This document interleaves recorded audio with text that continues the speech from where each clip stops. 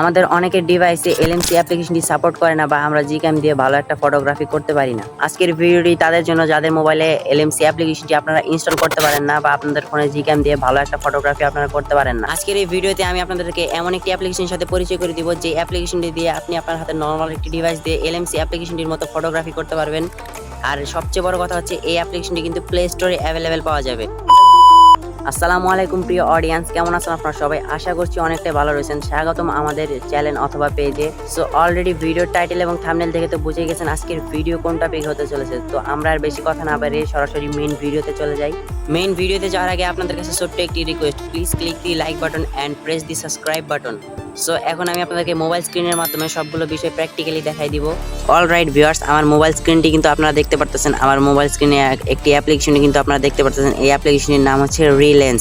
So এই অ্যাপ্লিকেশনটি কিন্তু আপনারা প্লে স্টোর থেকে ডাউনলোড করতে পারবেন। এটা কিন্তু আপনাদের জন্য বেস্ট একটা সুবিধা হতে চলেছে, কেননা আমরা আগে যে অ্যাপ্লিকেশনগুলোকে ইনস্টল করতাম, ক্যামেরা অ্যাপ্লিকেশন ছিল, ওগুলো কিন্তু আমরা কোনো লিঙ্কের মাধ্যমে ডাউনলোড করতাম অথবা ক্রোম ব্রাউজার থেকে আমাদেরকে ডাউনলোড করতে হতো। কিন্তু এই অ্যাপ্লিকেশনের কিন্তু সিস্টেমটা আলাদা। এই অ্যাপ্লিকেশনটি আপনি প্লে স্টোরে অ্যাভেলেবেল পেয়ে যাচ্ছেন।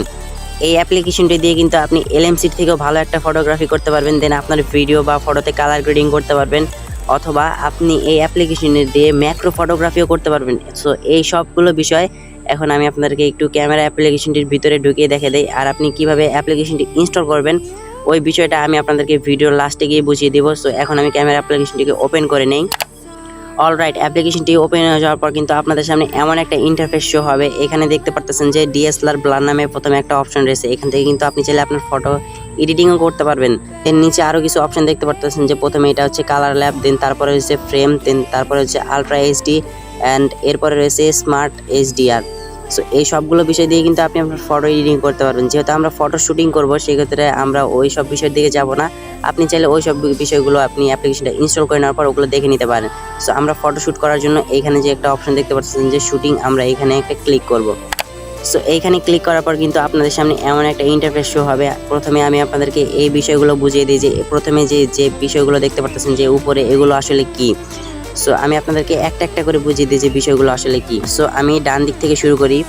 সো ডান দিকে যেটা রয়েছে এটা হচ্ছে আমি ফোকাস। যেমন আমি কোনো যদি একটা জিনিসকে ধরি, দেন এটা ফোকাসে ক্লিক করলাম। ক্লিক করার পর এটাকে যদি আমি বাড়িয়ে দেই, অলরাইট দেখতে পারতেছেন এটা কিন্তু আমার ফটোতে কতটা ভালোভাবে ফোকাস দিতে পারতেছে। দেন এরপরে আর যেটা রয়েছে এটা কিন্তু হচ্ছে জুম লেন্স। সো আপনার ফোনের জুম লেন্সটা যদি ভালো হয়, আপনি কোনো জিনিসকে জুম করে কিন্তু ফটোগ্রাফি করতে পারেন। দেন এরপরে যেটা রয়েছে এটা হচ্ছে হোয়াইট ব্যালেন্স। সো এটাকে কিন্তু আপনি বাড়িয়ে কমিয়ে নিতে পারেন। আমি বাড়াবো কমাবো না, এটা যেমন ছিল তেমন করে দেই। সো অলরাইট, এই হোয়াইট ব্যালেন্সের উপরে কিন্তু আপনারা আবারও একটা ক্লিক করলে আপনারা এরকম একটা ইন্টারফেস দেখতে পারবেন। এখানে কিন্তু আরও অনেকগুলো অপশন রয়েছে। ডে নাইট একটা অপশন রয়েছে, ক্লাউডলি একটা অপশন রয়েছে, শেড একটা অপশন রয়েছে, দেন ম্যানুয়াল, আরও নিচে কিন্তু অনেকগুলো অপশন রয়েছে। সো আপনারা এই সবগুলোকে একটা একটা করে ট্রাই করে দেখতে পারবেন। আমি অটো মোডে করে দিচ্ছি।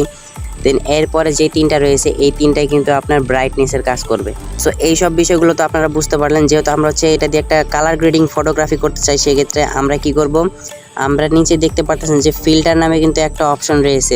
আমরা এই ফিল্টারে যদি একবার ক্লিক করি, এই ফিল্টারে ক্লিক করার পর আপনাদের সামনে এমন একটা ইন্টারফেস কিন্তু ওপেন হবে। এখানে আপনারা অনেকগুলো অপশন দেখতে পারবেন। এখান থেকে আমি যদি আপনাদেরকে দুই একটা অপশন ডাউনলোড করে দেখাই, আপনার ফটোর কিন্তু ইনস্ট্যান্ট কালার চেঞ্জ হবে। দেখতে পারতেছেন এখানে কিন্তু ইনস্ট্যান্ট কালার চেঞ্জ হচ্ছে।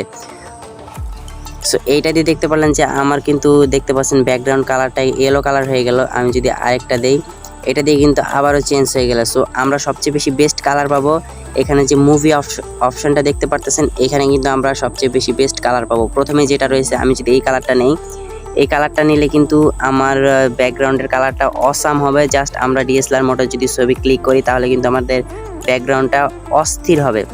সো এইটার পরে আরও অনেকগুলো এখানে ফিল্টার রয়েছে। সো আপনারা সবগুলো ফিল্টার এক এক করে ট্রাই করে আপনাদের পছন্দ মতো ক্যামেরাটাকে কাস্টমাইজ করে নেবেন।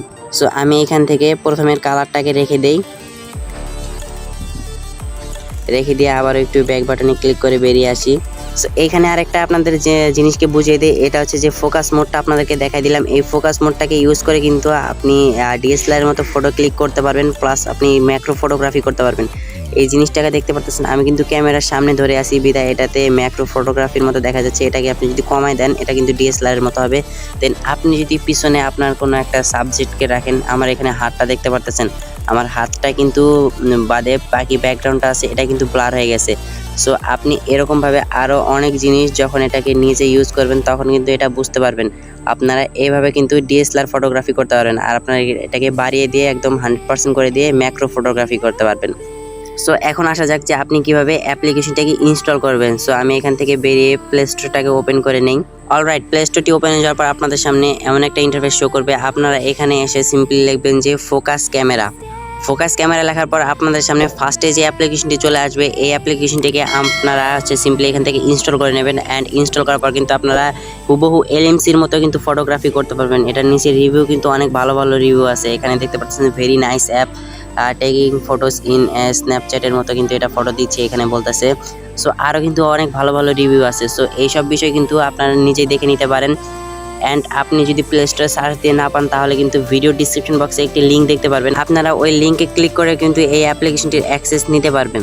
সো ভিউয়ার্স, এই পর্যন্তই ছিল আজকের ভিডিওটি আপনার কাছে কেমন লেগেছে অবশ্যই কমেন্ট করে জানাবেন। আর হ্যাঁ, ভিডিওটি যদি আপনাদের কাছে ভালো লেগে থাকে তাহলে অবশ্যই ভিডিওতে একটি লাইক দিয়ে চ্যানেলটাকে সাবস্ক্রাইব করে দিবেন, কেননা এরকম নিত্য নতুন ভিডিও কিন্তু প্রতিনিয়তই আমাদের চ্যানেলে আপলোড হতে থাকে। সো এরকম নিত্য নতুন ভিডিও যত আপনার কাছ থেকে মিস না হয় সেই ক্ষেত্রে অবশ্যই চ্যানেলটাকে সাবস্ক্রাইব করে বেল আইকনটি বাজিয়ে রাখবেন। আজকের মতো এখানেই বিদায় নিচ্ছি, দেখা হয়ে যাবে আপনাদের সাথে পরবর্তী কোনো ভিডিওতে। ততক্ষণ পর্যন্ত ভালো থাকবেন, সুস্থ থাকবেন, টেক কেয়ার, আল্লাহ হাফেজ।